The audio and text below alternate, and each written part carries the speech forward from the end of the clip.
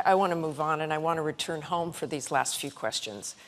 This debate is indeed historic. We have two Catholic candidates, first time on a stage such as this. And I would like to ask you both to tell me what role your religion has played in your own personal views on abortion. Please talk about how you came to that decision. Talk about how your religion played a part in that. And please, this is such an emotional issue for so many people in this country. Please talk personally about this, if you could. Congressman Ryan. I don't see how a person can separate their public life from their private life or from their faith. Our faith informs us in everything we do. My faith informs me about how to take care of the vulnerable, about how to make sure that people have a chance in life. Now, you want to ask basically why I'm pro-life? It's not simply because of my Catholic faith. That's a factor, of course. But it's also because of reason and science.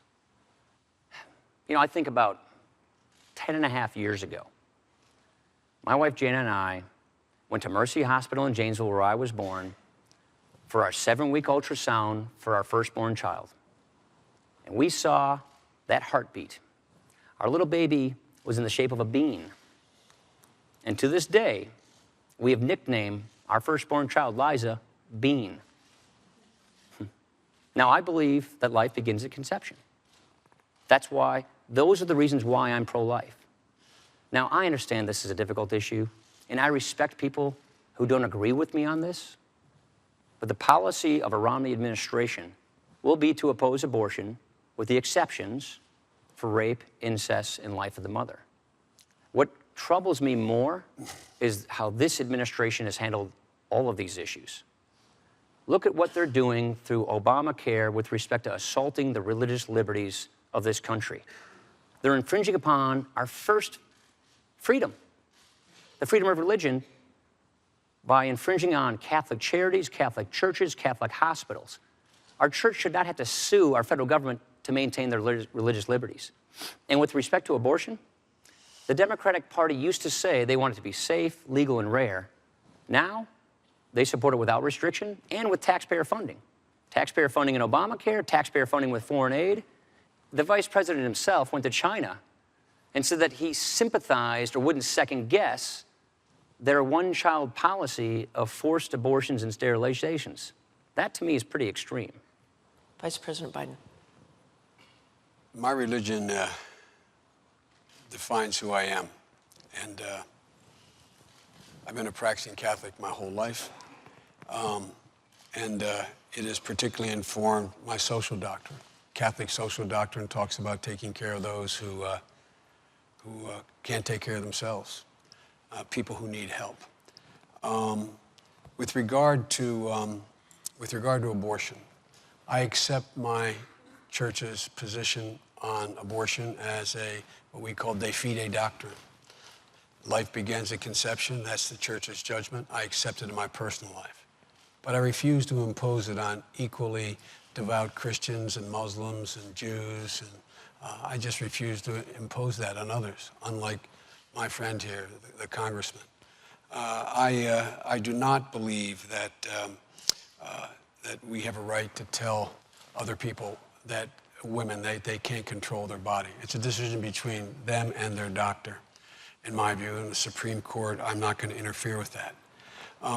With regard to the assault on the Catholic Church, let me make it absolutely clear. No religious institution, Catholic or otherwise, including Catholic Social Services, Georgetown Hospital, Mercy, any hospital, none has to either refer for contraception, none has to pay for contraception, none has to be a vehicle to get contraception in any insurance policy they provide. That is a fact. That is a fact. Now, with regard to the way in which we differ, my friend says that well, I guess he accepts Governor Romney's position now, because in the past he has argued that there's rape and forcible rape. He's argued that in the case of rape or incest, it would be a crime to engage in having an abortion. I just fundamentally disagree with my friend. Congressman Ryan. All I'm saying is if you believe that life begins at conception, that therefore doesn't change the definition of life. That's a principle. The policy of a Romney administration is to oppose abortion with exceptions for rape, incest, and life of the mother. Now, I've got to take issue with the Catholic Church and religious liberty. You have. If on they the issue agree of Catholic with social you, then doctrine, why you've would they taken keep issue. suing you? It's a distinction without a difference. I want to go back to the abortion question here. If the Romney-Ryan ticket is elected, should those who believe that abortion should remain legal be worried? We don't think that unelected judges should make this decision, that people through their elected representatives and reaching a consensus in society through the democratic process should make this determination. The next president will get 1 or 2 Supreme Court nominees. That's how close Roe v. Wade is. Just ask yourself, with Robert Bork being the chief advisor in the court for Mr. Romney, who do you think he's likely to appoint? Do you think he's likely to appoint someone like Scalia or someone else on the court far right that would outlaw outlaw abortion? I suspect that would happen. I guarantee you that will not happen. We picked 2 people. We picked people open-minded. They've been good justices. So keep an eye on the Supreme Court. Was there a litmus test on them? There was no litmus test. We picked people who had an open mind, did not come with an agenda. I'm going to move on to this closing question because we are running out of time. Certainly know, and you've said it here tonight, that the 2 of you respect our troops enormously. Your son has served, and perhaps someday your children will serve as well. I recently spoke to a highly decorated soldier who said that this presidential campaign has left him dismayed. He told me, quote, "The ads are so negative and they are all tearing down each other rather than building up the country." What would you say to that American hero about this campaign? And at the end of the day, are you ever embarrassed by the tone? Vice President Biden. I would say to him the same thing I say to my son, who did serve a year in Iraq, that we only have one truly sacred obligation as a government. That's to equip those we send into harm's way and care for those who come home. That's the only sacred obligation we have. Everything else falls behind that. I would also tell him that the fact that he, this decorated soldier you talked about, fought for his country, that should be honored. He should not be thrown into a category of the 47% who don't pay their taxes while he was out there fighting and not having to pay taxes and somehow not taking responsibility. I would also tell him that there are things that have occurred in this campaign and occur in every campaign that I'm sure both of us regret anyone having said, particularly in these special new groups that can go out there, raise all the money they want, not have to identify themselves and say the most scurrilous things about the other candidate.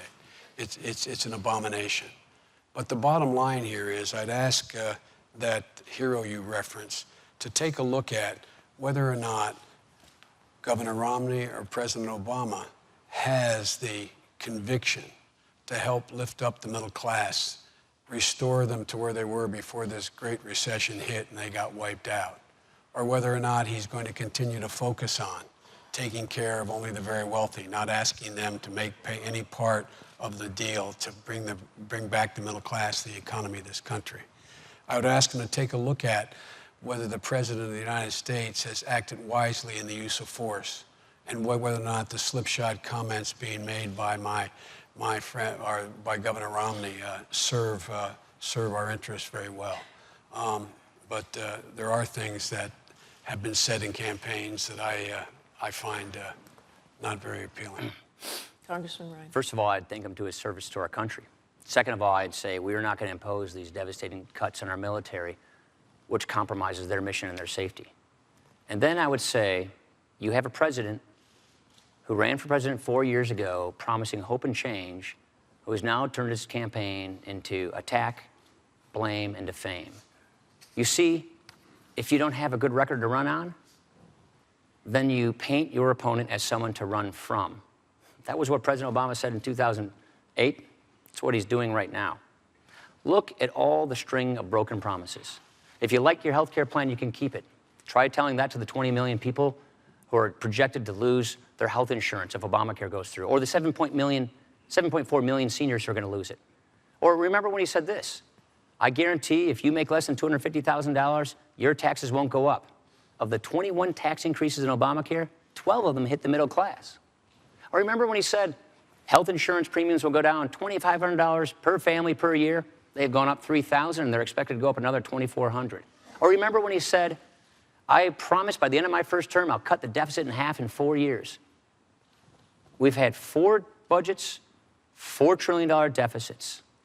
A debt crisis is coming.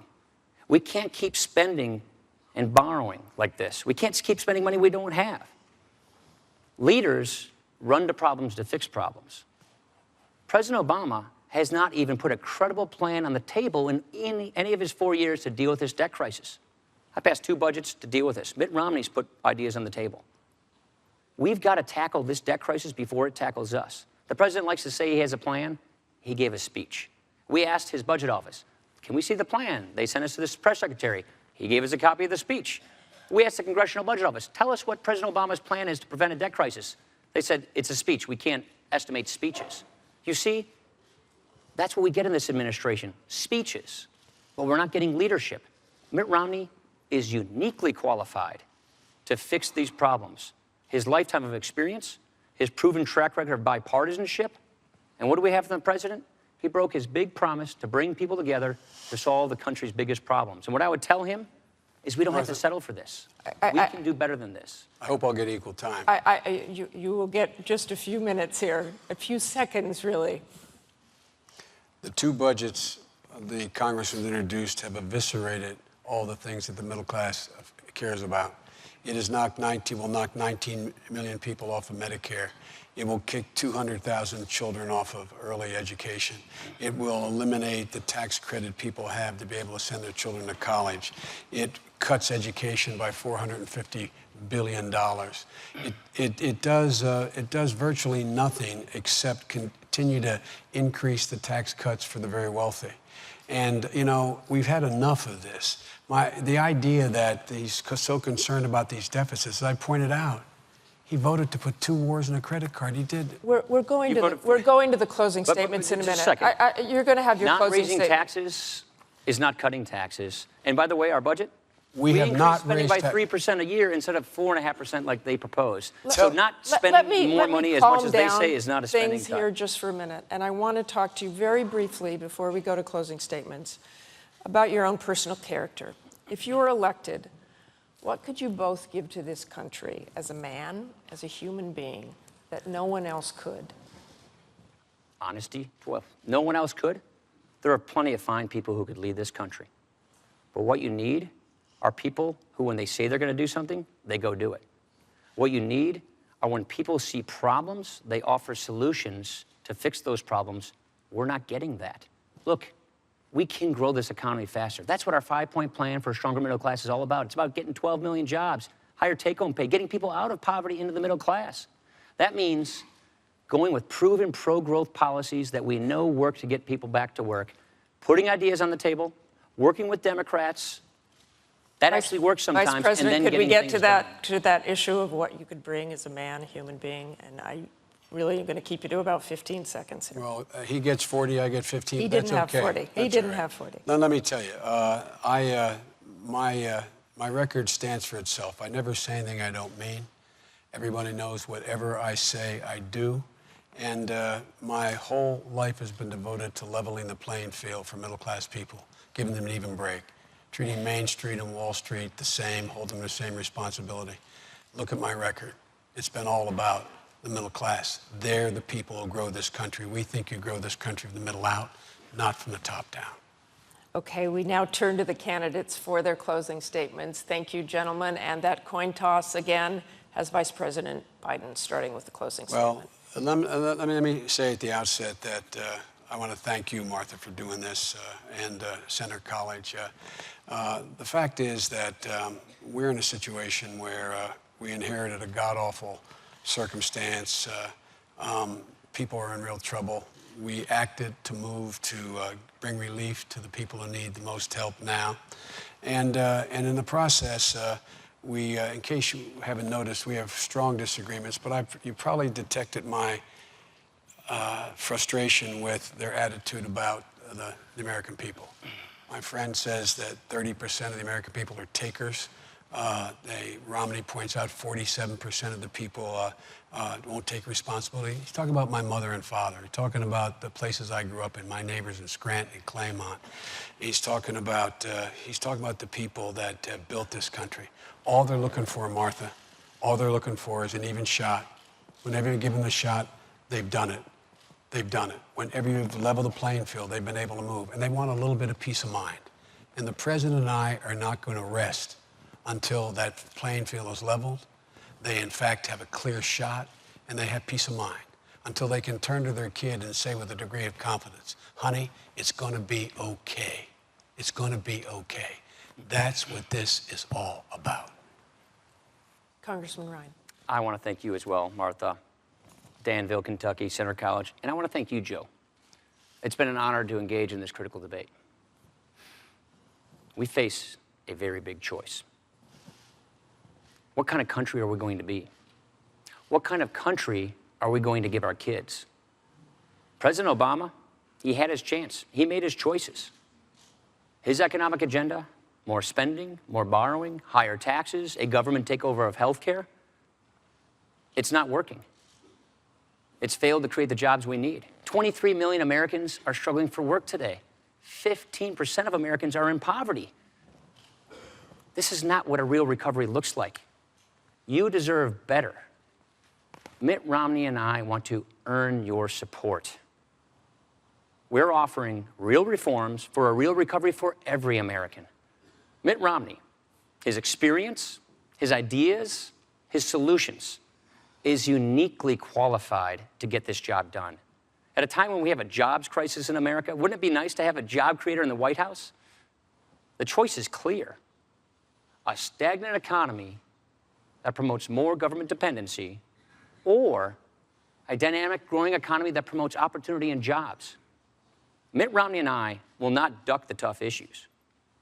And we will not blame others for the next 4 years. We will take responsibility. And we will not try to replace our founding principles. We will reapply our founding principles. The choice is clear, and the choice rests with you. And we ask you for your vote. Thank you. And thank you both again. Thank you very much. This concludes the vice presidential debate. Please tune in next Tuesday for the second presidential debate at Hofstra University in New York. I'm Martha Raddatz of ABC News. I do hope all of you go to the polls. Have a good evening.